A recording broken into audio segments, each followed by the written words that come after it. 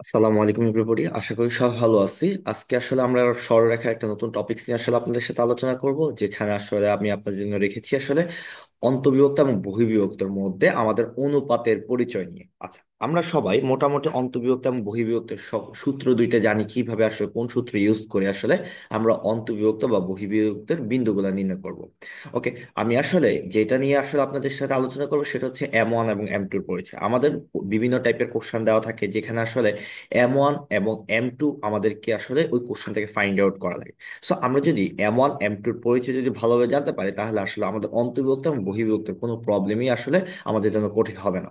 So আমরা একটু যদি বলি যে অন্ত মানে কি, ভিতরে। আমরা অন্তর্বিভক্ত যদি বিভক্তকারী বিন্দু, বিভক্তকারী বলতে বিন্দু হচ্ছে বিন্দুটা হতে পারে দুইটা বিন্দুর মাঝে অথবা দুইটা বিন্দুর বাহিরে। যদি দুইটা বিন্দুর মাঝে, যেমন এখানে আমি একটা পি বিন্দু নিচ্ছি, পি বিন্দু, আর একটা কিউ বিন্দু নিচ্ছি, তো এই দুইটা বিন্দুর মাঝে যদি আর বিন্দুটা আমাকে ভিতরের যে কোনো একটা বিন্দুতে বিভক্ত করে, তখন আমরা এটাকে নাম দিচ্ছি হচ্ছে অন্তঃবিভক্ত।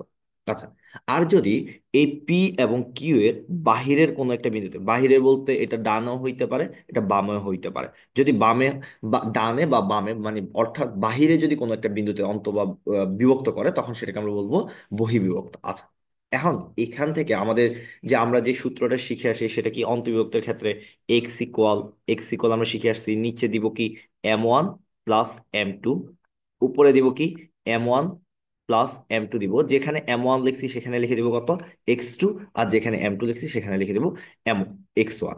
সিমিলার ভাবে বহিঃবিভক্ত ক্ষেত্রে সেম, জাস্ট যেখানে অন্তর্বিভক্ত ক্ষেত্রে যেখানে প্লাস দিছি ওখানে জাস্ট মাইনাস দিয়ে দিলে হচ্ছে আমাদের কি হয়ে যাবে, বহিঃবিভক্তের বিন্দুটা নির্ণয় করা হয়ে যাবে। কিন্তু এখানে যে প্রবলেমগুলো ফেস করতে হয় সেটা হচ্ছে M1 এবং M2 এর পরিচয়, মানে আমাদের অনুপাতগুলো। ওকে, আমরা সবসময় মাথায় রাখবো, এটা হোক অন্তর্বিভক্ত হোক বহির্বিভক্তের ক্ষেত্রে কথা কিন্তু একটাই। সেটা কি, আমাদের M1 এর পরিচয় হচ্ছে প্রথম বিন্দু থেকে বিভক্তকারী বিন্দু, এখানে বিভক্তকারী বিন্দুকে আর, তাহলে প্রথম বিন্দু হচ্ছে পি, প্রথম বিন্দু থেকে বিভক্তকারী অনুপাতটাকে আমরা M1 বলি। এবং দ্বিতীয় বিন্দু এখানে কে, কিউ, কিউ থেকে যে বিন্দুটা আমাকে বিভক্ত করছে সেটাকে বলি আমরা M2, এই অনুপাতটা কি বলি, M2। এটা হোক অন্তর্বিভক্ত। এখন দেখেন বহির্বিভক্তের ক্ষেত্রে সেম, যে প্রথম বিন্দুটা হচ্ছে আমার পি, যে বিন্দুটা আমাকে বিভক্ত করছে সেই বিন্দুটা কোনটা, আর, সেই বিন্দুটা কোনটা, আর। তাহলে প্রথম বিন্দু থেকে বিভক্তকারী বিন্দুর পরিচয় কি, M1। এবং দ্বিতীয় বিন্দু থেকে বিভক্তকারী বিন্দুর অনুপাত কি, M2। সিমিলার ভাবে এখানেও কি, প্রথম বিন্দু হচ্ছে পি, পি বিন্দু থেকে বিভক্তকারী বিন্দু হচ্ছে যে আর, এটা হচ্ছে আমার M1। এবং দ্বিতীয় বিন্দু থেকে বিভক্তকারী বিন্দুর অনুপাতটাকে বলতেছে কি, আমরা M2।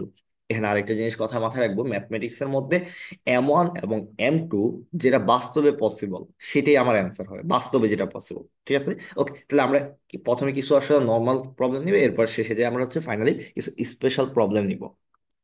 ওকে, দেখেন তো, আমি এখানে আপনাদেরকে ম্যাথমেটিক্স করাবো না, আমি জাস্ট হচ্ছে M1 M2 চিত্রের মাধ্যমে আপনাদেরকে রিপ্রেজেন্ট করাবো।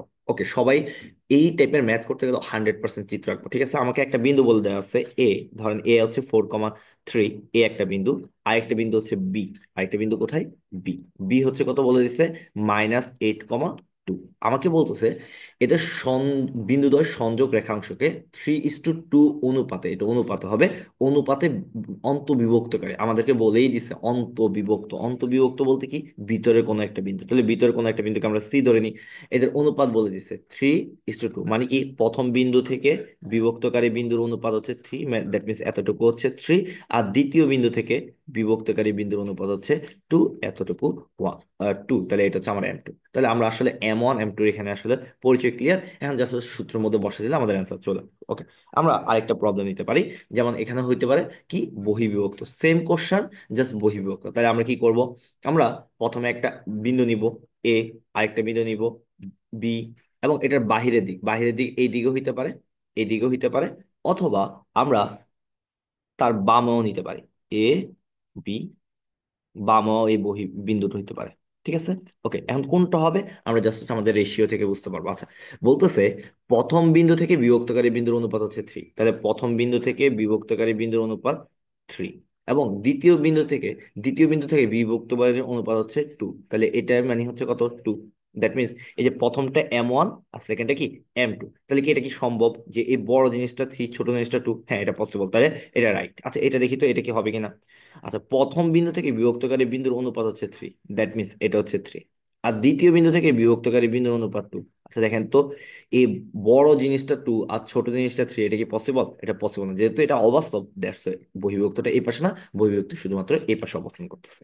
ওকে, আপনাকে আরেকভাবে প্রবলেম গুলো দেওয়া থাকতে পারে। দেন সাপোজ ধরেন এরকম দেওয়া আছে, এ ও বি বিন্দু বিন্দু বিন্দু বিন্দুদ্বয়ের স্থানাঙ্ক যথাক্রমে -2,4 এবং হচ্ছে 4,5।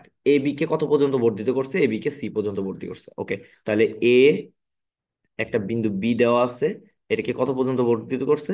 সি পর্যন্ত আমরা বর্ধিত করছি। আচ্ছা ওকে ফাইন। যেন এ বি, আমাকে বলে দেওয়া আছে এ বি ইকুয়াল হচ্ছে 3BC হয়, তাহলে এখান থেকে আমাদেরকে অনুপাত বের করতে হবে, দেন সি বিন্দুটা নির্ণয় করতে হবে। ওকে, তাহলে আমাদের অনুপাত M1 হচ্ছে কোনটা? M1 হচ্ছে এ বি, প্রথম বিন্দু, সরি, দুঃখিত দুঃখিত, আমাদের প্রথম বিন্দুটা হচ্ছে এসি।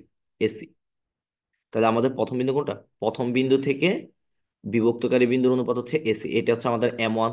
আর দ্বিতীয় বিন্দু থেকে বিভক্তকারী বিন্দুর অনুপাত হচ্ছে M2, হচ্ছে বিসি। তাহলে আমাদেরকে আসলে এসি আর বিসি বের করতে হবে। আচ্ছা একটু চিন্তা করেন তো, এখান থেকে লিখতে পারি এবি বাই বিসি ইকুয়াল হচ্ছে 3/1, লিখতে পারি কিনা? তাহলে আমাকে বলতেছে এবির পরিমাণ 3, মানে এতটুকু হচ্ছে 3, এতটুকু হচ্ছে 3, আর বিসির পরিমাণ 1, মানে M2 হচ্ছে 1। তাইলে দেখেন তো পুরোটা কত হবে? পুরোটা 4 না? তাহলে M1 হচ্ছে আমার 4, আর তাহলে M2 হচ্ছে আমার কত? 1। তাহলে আমরা কিভাবে বের করতে পারবো না চিত্রের মাধ্যমে? ওকে, আসেন আমরা কিছু স্পেশাল প্রবলেম গুলো ফেস করি। আচ্ছা, স্পেশাল প্রবলেম নম্বর 1, যেখানে আমি বলতেছি যে এ ও বি বিন্দু সংযোগ রেখাংশকে 3:2 অনুপাতে বিভক্তকারী বিন্দু। আচ্ছা দেখেন তো, এখানে কি লেখা আছে? বিভক্তকারী বিন্দু। এখানে কি লেখা আছে? অন্তবিভক্ত বা বহির্বিভক্ত।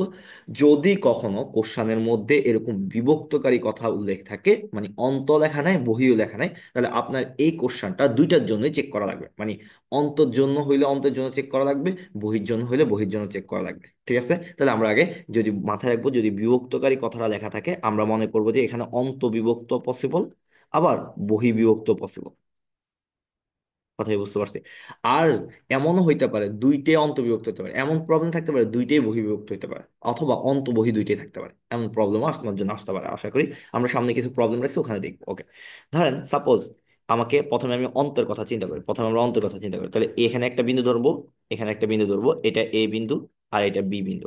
এদের অন্ত মানে কি? ভিতরে, তাহলে ভিতরে কোনো একটা বিন্দুকে আমরা সি ধরে নিব। তো আমাকে বলছে M1 হচ্ছে যে কত?